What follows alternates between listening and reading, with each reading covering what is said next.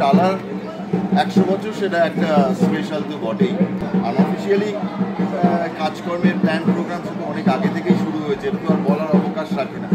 আর আমি মনে করি আমরা যে শিল্প করি সেই কথা বলে, তো আমার মনে হয় শিল্পীর বেশি কথা না বলাই ভালো। আর সবাইকে বলবো যে একটু ধৈর্য ধরে অপেক্ষা করতে।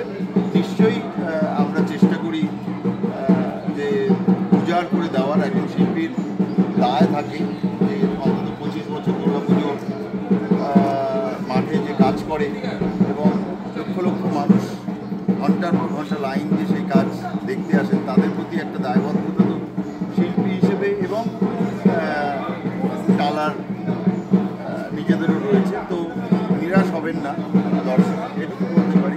মিলে যায়, বীজগণিত মেলে না, ঠিক আছে।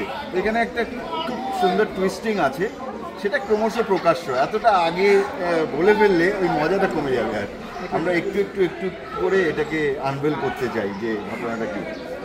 তোমাকে আর বেশিক্ষণ আটকাবো না। সর্বশেষ দর্শকদের উদ্দেশ্যে আজকে এত শুভ দিন, ভালো দিন, কিছু যদি বার্তা থাকে তারা প্রত্যয়কে নিয়ে এবং তোমার কাছে আশা করি দর্শক সুন্দরভাবে দেখতে পারবেন পুজো।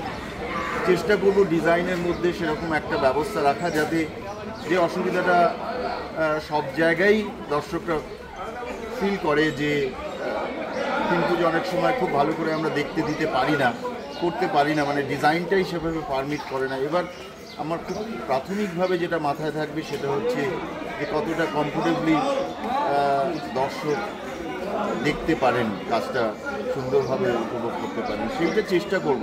আমি জানি না কতটা সম্ভব হবে।